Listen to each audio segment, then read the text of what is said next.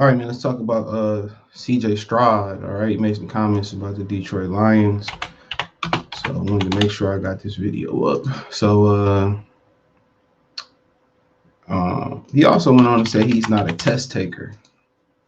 I mean, a lot of people ain't a test taker. Obviously, he's gonna be linked to to this test now. If he go on to be successful, then people gonna probably say, "Well, the test is a sham." If he go on to be type of shit in my head this morning, he go on to be really really good. It's gonna be like fuck that test.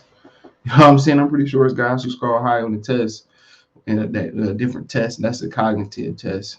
And I think it's people who score really really high on that test and was or score high on the test. Remember what's the other one they used to have? Oh, I forget the name of it. But it was straight trash, and they were straight trash. So I mean, obviously, I wouldn't read too much into it. Um, but check out Detroit Lions Talk playlist. Thumbs up the video, share the video, subscribe to the channel. Next subscribe button is the bell icon button. Hit all notifications, increase your chance to get notifications. We go live or drop video. It's draft day, so let's get it. So he says CJ Stroud feels he could be an option and a fit for the Detroit Lions. Uh, After a stock slip for flimsy reasons, CJ Stroud addresses that and mentioned his potential fit with the Detroit Lions over the last week. Shout out to SidelineReport.com. SidelineReport.com. Over the last few weeks or so, it appears there'd be some type of agenda where to drop stock of Ohio State quarterback CJ Stroud. Apparently, he scored poorly, like very poorly, on an S2 cognitive test. That's all the range. While Alabama's Bryce Young apparently scored 98%, Stroud came in at 18%. The results of the test, like the S2 or the Wonderlic, are not supposed to become known publicly. So when someone puts them out there, especially a low one for someone, it reeks of an agenda. Um, to speak on that, the agenda could be they don't like him. The agenda could be they like him and they want him to drop to them. So I mean, we could talk about a thousand different things. So the agenda don't necessarily have to be to paint him in a per se a negative light. The agenda could be they want him to drop. The agenda could be something personal against Ohio State. So it ain't, who knows? But he gonna, I mean, if he play really, really bad, people may not even bring up this test, or they might. So I'm pulling for him. Pull for all the black quarterbacks, honestly, but I'm not against no quarterback, honestly. I want to see everybody be successful. Obviously that's not right. I had my draft bust. I thought Jimmy Clausen was gonna be pretty good out of Notre Dame. He wasn't. Geno I thought was gonna be good. It took some years, but he's good now. But his quote was, "I'm not a test taker, so I play football. But at the end of the day, I don't got nothing to prove to nobody. So I'm not going to sit here and explain how I process football. The people who making the picks know what I can do, so that's all that matters. It's not an accident things come out," Stroud said. "It's not an accident that people throw dirt on my name and definitely think that whatever that means because people benefit from things." So, like I said, the benefit could be he dropped to one of the teams. You know, um, I like to see him fix that grammar because then it goes to the point that he may not be educated enough to process football and go through reads. And guess what? That test and people make the correlation to his grammar here, then maybe they don't think he's smart enough to play the position. And Ohio State dumbs down the system so they quarterbacks, can go through the system. You know what I'm saying? So it can be digestible, it's dumbed down. You get to the league, it's more complex. You got to make adjustment. There hasn't been a successful Ohio State quarterback. They're banking on Justin Fields, who obviously was a SEC recruit. So we still don't know. He ran the ball good last year. We still got he got weapons, and we'll see be able to throw. But right now, Ohio State quarterback's got a piss poor record in the National Football League.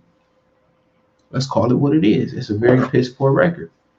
So some of them, most of them are not quarterback prospects. They just athletes that run the system. Let's call it what it is.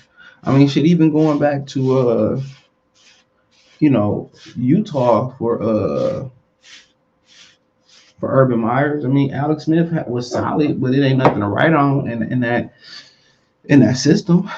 Chris Leak didn't go on to do nothing, even though I think he got railroaded by Tim Tebow. Tim Tebow didn't go on to do nothing.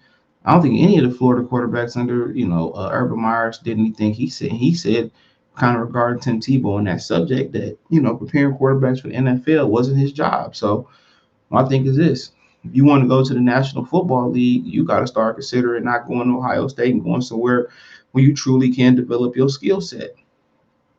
You know, and because the CJ Stroud, failed at Ohio State, then it's just to the point like I just think you're gonna come in with 2.5 stripes into the National Football League.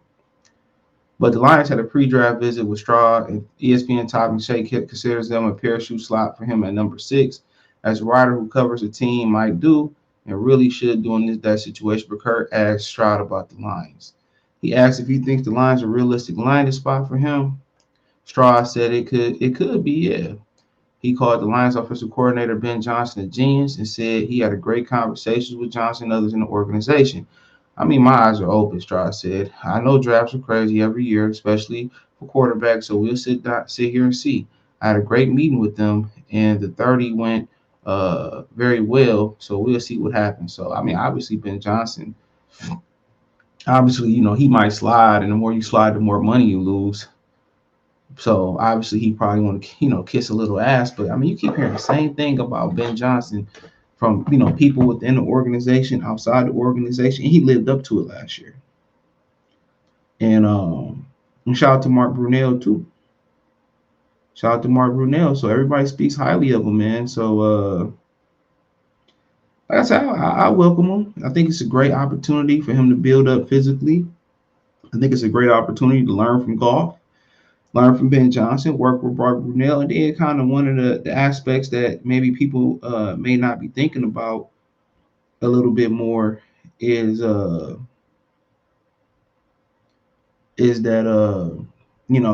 he runs some scout teams because he won't get a lot of reps with golf being a starter. If he run a scout team, he gives you a mobile quarterback to kind of get you prepared for one of your weaknesses. He gives the Lion a mobile quarterback in a scout team. You know what I'm saying? So, you struggle against mobile quarterbacks, and obviously we hope that won't continue. But he kind of give you some